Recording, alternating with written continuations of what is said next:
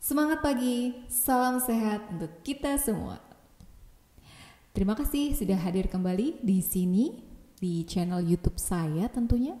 Apalagi kalau bukan Dr. Gustrin. Kali ini saya mau bercerita tentang sesuatu yang sebenarnya udah dan selalu kita alami, kita rasakan, kita dengar, dan bahkan ingin kita kelola atau ingin kita manage. Apa itu? Ya, tentang EMOSI atau emosi. Sebenarnya materi ini sudah pernah saya sampaikan pada sebuah kelas di Institut Ibu Profesional, dan mereka concern tentang manajemen emosi. Jadi saya diminta untuk mengisi, dan ini sudah saya sampaikan di sana, tapi karena sayangnya slide-nya masa hanya terhenti untuk beberapa orang saja gitu. Jadi saya ingin menyampaikan ini juga kepada pemirsa setia saya di channel YouTube.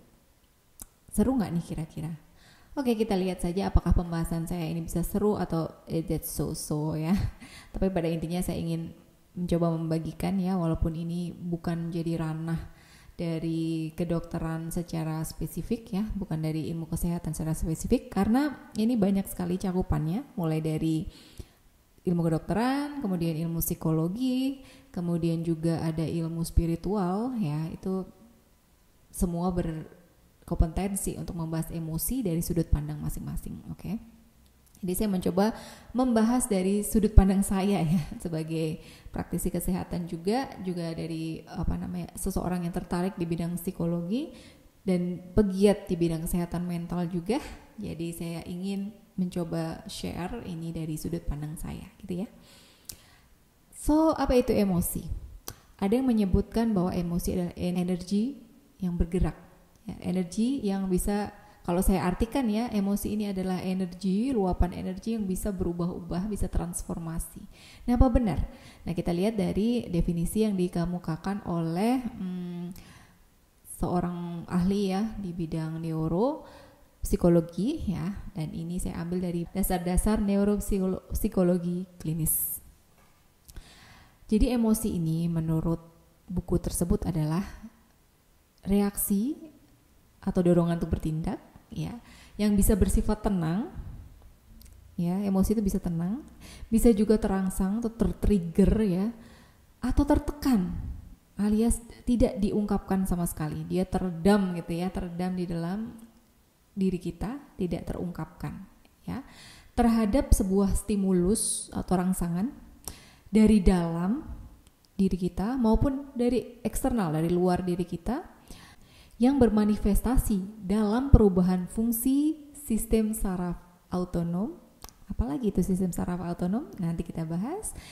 Perilaku dan pengalaman yang disadari. Nah, kita perlu menggarisbawahi di sini bahwa ada pengalaman ya. Emosi ini sedikit banyak kita juga merekam ya di dalam memori kita dan menyebutnya sebagai sebuah experience atau pengalaman. Dan pastinya disadari ya, ingat disadari. Jadi emosi ini bisa kita kuasai, kita kelola, karena apa? Karena definisinya atau batasannya adalah sesuatu yang kita sadari ya. Oke, kita akan simak lebih lanjut. Jadi siapa yang mengontrol emosi kita? Ia yang ibarat chip komputer yang terdiri dari 100 miliar sel yang berhubungan satu sama lain melalui sistem hubungan yang kompleks dan mengurus semua fungsi tubuh. Siapakah dia? Ya, otak kita. Masya Allah, otak kita adalah ibarat prosesor ya, proses chip di dalam komputer yang ya dia mengatur segalanya yang terjadi dalam tubuh kita. Dia punya sirkuit-sirkuit yang rumit dan juga sangat kompleks yang dikaitkan dengan ilmu spiritual ya, ilmu agama. Itu otak ini adalah sesuatu yang bertanggung jawab terhadap akal, pikiran, dan logika ya.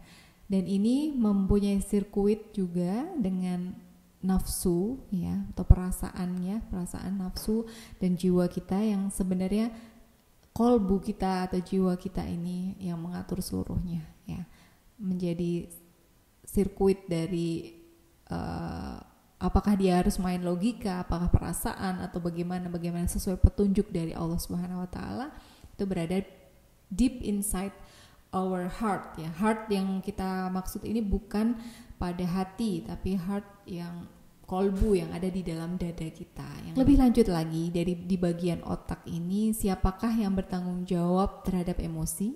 Apakah otak hemisfer atau bagian kanan atau bagian kiri ya? Kita tahu ya bahwa otak itu ada 2 bagian dan kayaknya sudah akrab banget.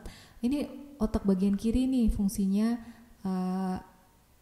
tentang cara kita berpikir, cara kita logika matematikanya, logika kita tentang keilmuan yang lebih ke pemikir itu ada di hemisfer kiri. Yang sebelah kanan itu berfungsi banyak kepada keterampilan, pada gerakan, dan ternyata emosi ini juga berada di hemisfer kanan.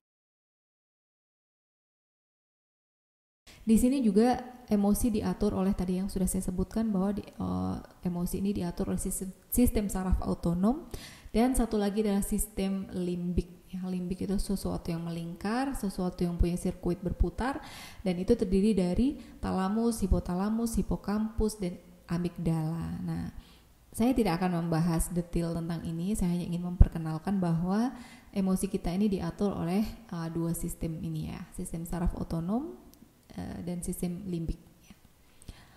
Kita akan lebih berurusan dengan sistem saraf autonom karena yang lebih tampak ya, lebih kita bisa lihat reaksi atau respon dari sistem saraf autonom ini apa.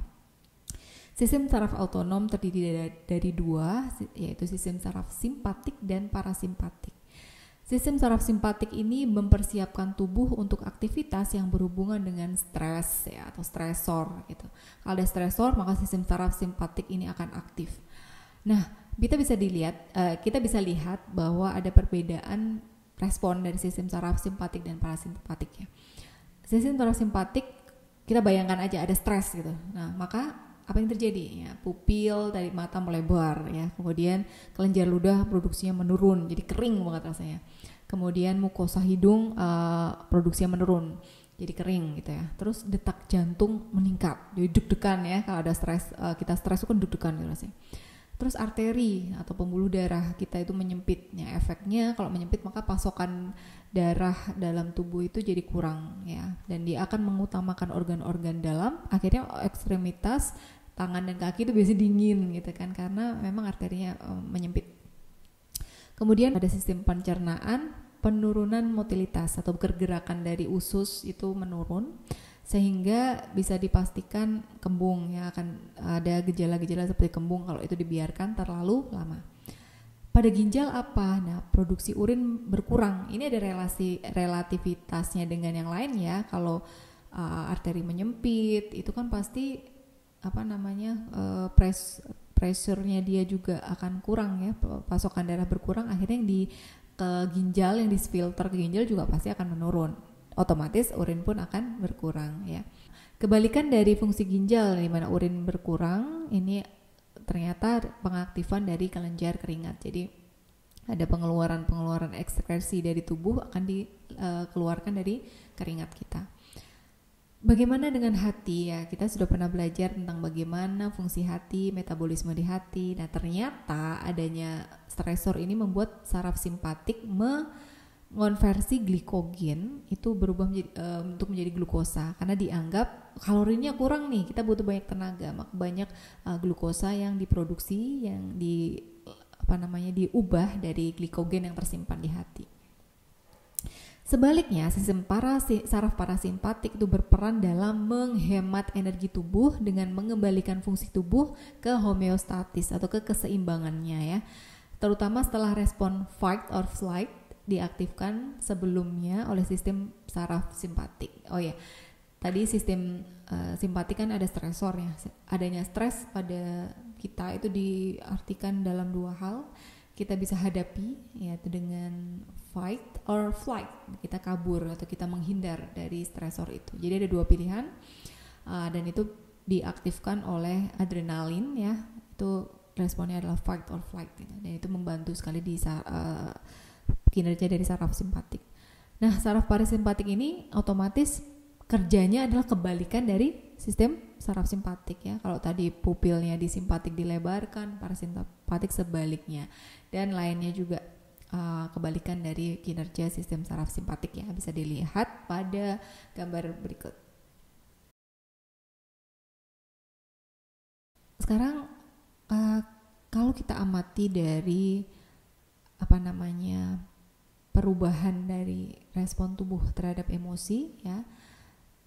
Kalau misalkan saya sebutkan, jantung berdetak lebih kencang, nafas menderu, wajah memerah, mata melotot, kira-kira emosi apa yang sedang dirasakan atau sedang dialami oleh seorang ini? Ya, marah ya, marah, dan ini apa yang diaktifkan? Sistem saraf simpatis, karena dia pasti sedang ada stresor dan dia bereaksinya dengan marah ya. Karena tadi ada respon fight or flight ya, maka dia sepertinya fight nih ya, akhirnya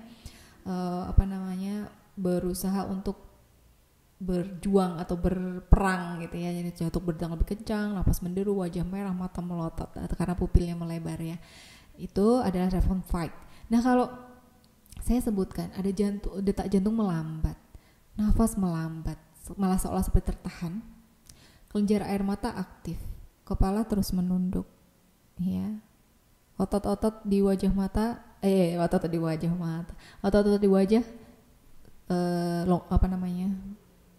relaksasi, saking relaksasinya jadi begini. Nah, kira-kira sedang dalam emosi apa? Iya, sedih. Nah, respon sedih ada respon flight ya, kabur ya, atau tidak mau menghadapi dari masalah, maka yang diaktifkan adalah parasimpatis. Ini adalah contoh dari perbedaan perubahan emosi, dan saya ingin menunjukkan bahwa ada sinergi atau hubungan dari emosi yang kita rasakan dengan manifestasi dari sistem saraf ya, autonom dan juga sistem limbik dan gerakan kita gitu. Jadi itu sebuah sinergi yang Masya Allah terjadi pada tubuh kita ya, sesuai dengan definisi tadi.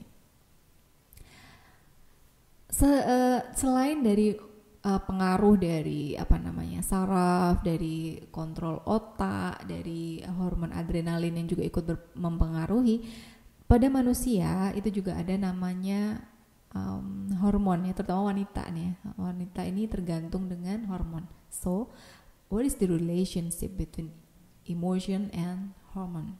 Nah, ternyata emosi wanita ini dipengaruhi juga oleh peran hormon namanya estrogen dan progesteron yang mengintervensi atau memengaruhi dari pelepasan neurotransmitter di otak ya. Kita tahu bahwa kinerja dari otak itu, saraf-saraf itu bisa bekerja karena ada hubungan-hubungan yang diaktifkan oleh namanya neurotransmitter, atau ada senyawa kimia yang membuat dia terkontak gitu ya.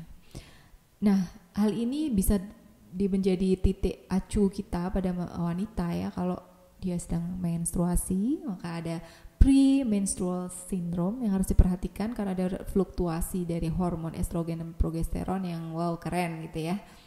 Belum lagi kalau hamil ya, itu juga terjadi fluktuasi yang luar biasa, maka ya kita harus menyadari itu ya. Nanti ya kita bahas tentang bagaimana how to deal with ya. Kemudian postpartum, setelah melahirkan, pasca melahirkan itu juga ada pergeseran dari hormon estrogen dan progesteron yang cukup membuat tubuh kita ini bingung ya tentang responnya ya, karena ada perubahan, ada gejolak ya tentunya pada hubungan dari pelepasan neurotransmitter pada otak kita.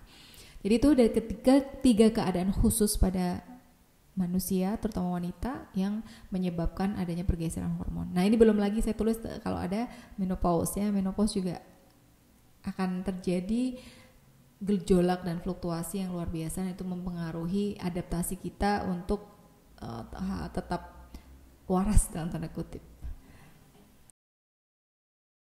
Apa sih sebenarnya fungsi emosi ya? Kenapa emosi itu harus ada gitu? Kenapa kita harus memiliki emosi gitu? Nah, ternyata emosi ini bertujuan untuk memberi makna dalam setiap peristiwa yang memengaruhi pengembangan diri kita. Dengan kata lain, emosi ini memahamkan kita bahwa setiap pengalaman ini selalu ada hikmah atau ibroh yang bisa kita petik. Ya, bahwa kalau tidak ada pengalaman negatif tersebut ya, kita tidak akan berkembang dengan baik sekarang ya. Karena manusia ini fitrahnya adalah terus belajar. fitrahnya terus belajar untuk mengembangkan diri, memperbaiki diri. Maka emosi ini adalah memberikan makna dari itu. Jadi kalau awal kita misalkan ada musibah, kita sedih gitu ya. Tapi dengan sedih ini kita jadi bisa belajar, oh iya, momen ini saya bersedih kenapa? Jadi lebih ke untuk evaluasi diri gitu ya, mungkin ya, lebih bisa memberi makna dan peristiwa kita bisa mengevaluasi.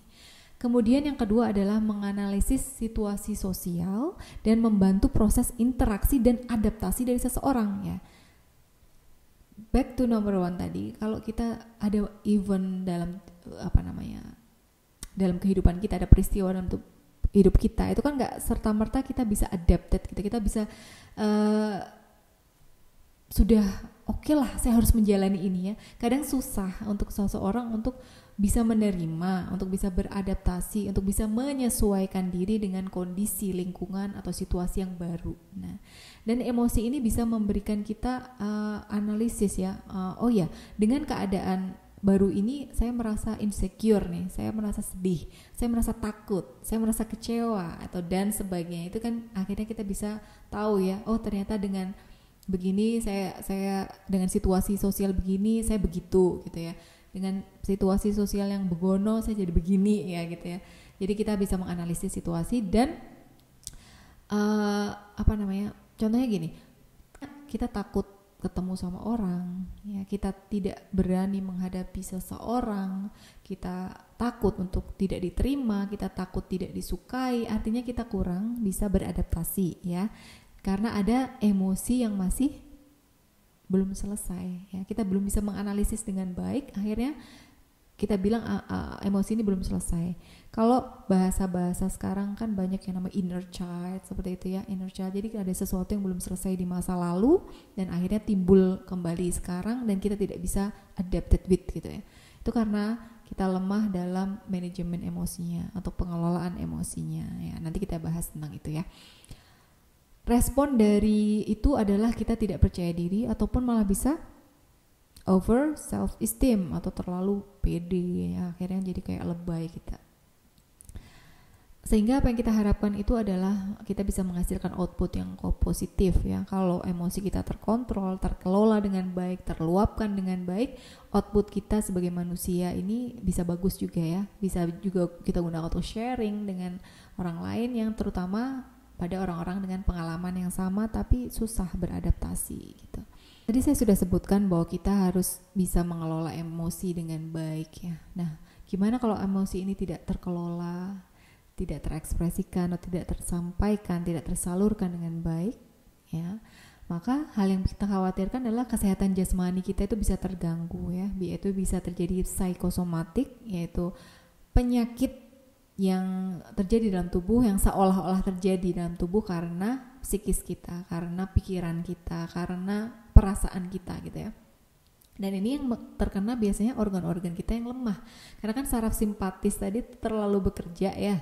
Jadi yang organ-organ lemah ini overstimulated, jadi akan menimbulkan dampak atau gejala.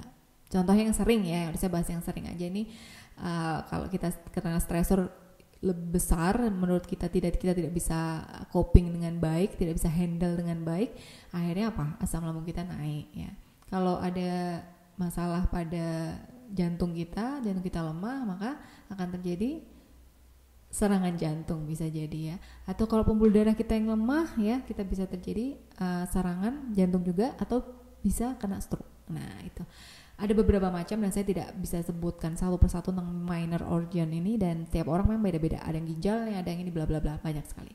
Intinya adalah psikosomatis ini terjadi ya bukan karena sebenarnya dia sakit, bukan karena jasmani yang sakit, tapi rohaninya yang sakit, akhirnya menimbulkan gejala yang seolah-olah berasal dari jasmani. That's it.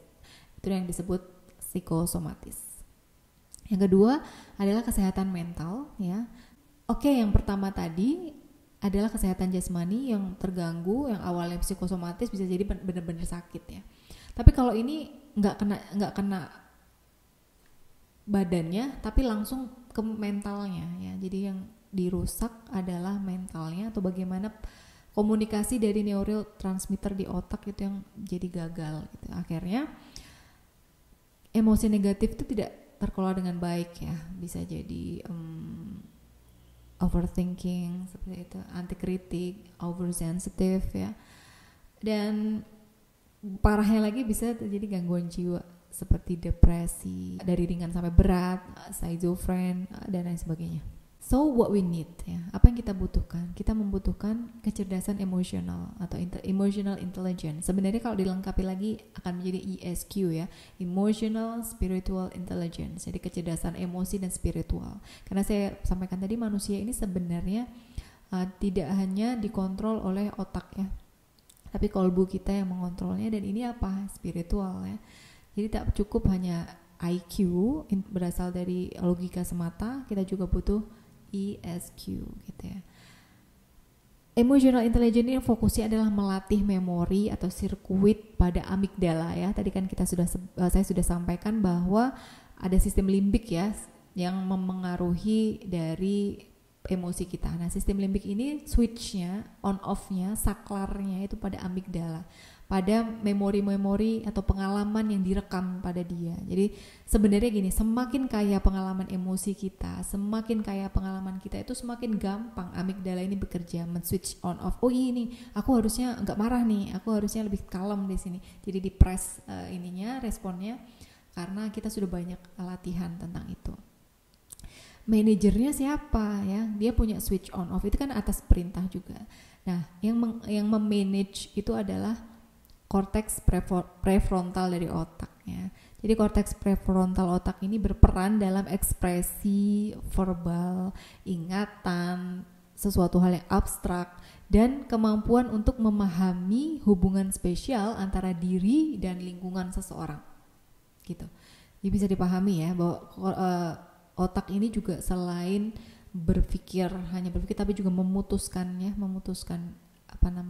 bagaimana sih konsep diri kita ini dan lingkungan ini ya. Karena sebenarnya masalah kita itu how to deal with diri dan lingkungan, itu aja ya. Jadi diri kita ini bagaimana harus diposisikan pada lingkungan ya, itu tergantung pada persepsi kita. Nah, hal itu harus disesuaikan juga dengan ekspresi verbal kita, bagaimana dengan ingatan kita, abstraksi dan kemampuan kita sendiri untuk memahami itu semua. So, emotional intelligence ini berhubungan sekali dengan bagaimana kita mengendalikan diri, bagaimana kita bersemangat dan tekun dalam belajar dan juga bisa melaksanakan pengembangan diri ya. Lalu bagaimana kita mampu memotivasi diri sendiri dalam keadaan apapun itu, kemampuan kita bertahan, survival rate-nya ya. Kemudian kemampuan kita mengendalikan dorongan dari nafsu kita. Itulah emotional intelligence yang sebenarnya dilengkapi dengan spiritual juga ya. So bagaimana agar emosi kita cerdas ya? Karena emosi berhubungan dengan memori, pengalaman, ingatan kita, maka kita harus pandai-pandai dalam mengenalinya. Oh, saya berada dalam situasi A, saya biasanya marah gitu ya misalnya. Jadi kita niteni, kira-kira saya harus apa biar tidak seperti itu gitu ya. Kemudian kita menyadari, saya memang pemarah gitu ya, atau saya memang suka sedih. Jadi saya harus menyadari hal itu, saya mengenali kapan itu terjadi, saya menyadari kapan itu akan terjadi, dan karena saya sudah mengenali dan menyadari, saya juga akan mencari cara untuk mengelola dari emosi kita agar tidak terlalu overekspresif tapi juga harus terekspresikan dengan baik. Nah itu ya, PR kita ini sebenarnya adalah bagaimana untuk memposisikan diri, mengeluarkan emosi. Maksudnya gini, kita tahu nih emosi kita, saya marah, tapi gimana caranya mengekspresikannya dengan elegan, dengan baik, dengan bijak. Nah inilah yang harus kita pelajari, dan ini tidak bisa dilakukan dengan instan ya. Kita harus mengalami proses pembelajaran yang gak gampang. Semakin kita ingin dikuatkan emosi kita, maka akan semakin banyak benturan atau makin banyak pengalaman berharga dari kita yang membenturkan kita untuk melatih emosi kita. Itu karena semua emosi berhubungan dengan pengalaman ya. Kemudian kita juga bisa mencerdaskan emosi itu dengan makan makanan yang bergizi dan berolahraga dengan seimbang.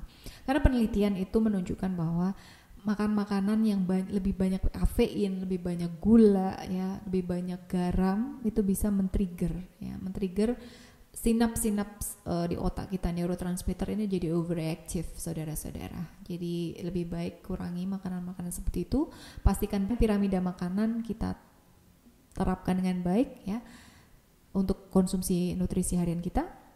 Dan pastinya berolahraga. Olahraga ini juga bisa membuat kita melepaskan hormon endorfin sehingga kita bisa merasa bahagia, rileks dan sebagainya. So, banyak juga hal orang yang stres, emosi itu akhirnya larinya ke olahraga karena memang bisa rilis ya, merilekskan kita, membuat kita lebih nyaman ya karena tubuh kita bergerak. Don't forget ya bahwa emotion adalah energy in motion. Jadi kita transferkan dia dengan gerakan ya. Yang ketiga adalah mengatasi stres. Ya, dari segala macam stresor yang menghampiri kita itu kita ubah akan menjadi eustress ya.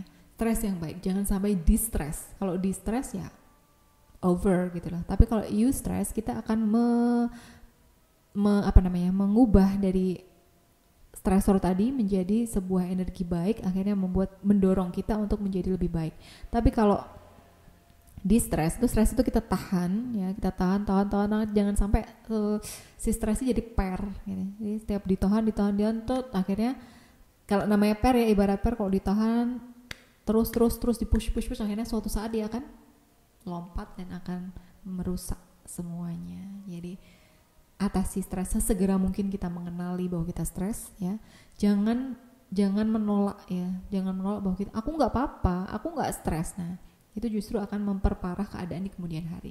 Akui saja, baik saya stres, so what should I do? Apa yang bisa aku lakukan? Nah, mengatasi stres menjadi eustress ini banyak tekniknya, banyak praktisi yang menyampaikan teorinya ya. Bisa dengan teknik mindfulness, dengan sadar nafas seperti itu. Bisa juga dengan mengalihkan emosi tadi dengan menuliskan semua, dengan menggambar semua, atau dengan curhat atau bercerita pada orang lain yang kita percaya ya. Itulah yang bisa saya sampaikan. Terima kasih. Closing note saya adalah saya ambil dari buku novel Rasa dari karya salah satu novelis favorit saya, Terelie, di halaman 288. Kalian mungkin belum mengerti, tetapi ketahuilah, sampai kapanpun kaki kalian nanti melangkah, hidup ini hanya soal proses belajar. Orang-orang yang bahagia adalah orang-orang yang bangga atas proses itu ya. Jadi kita hanya perkara belajar dan belajarlah selalu untuk menjadi long life learner. Dan semangat belajar, selamat belajar untuk menjadi pribadi yang lebih cerdas emosinya, lebih cerdas spiritualnya, dan lebih cerdas juga intelijensinya. Oke? Sampai jumpa di lain waktu. Terima kasih.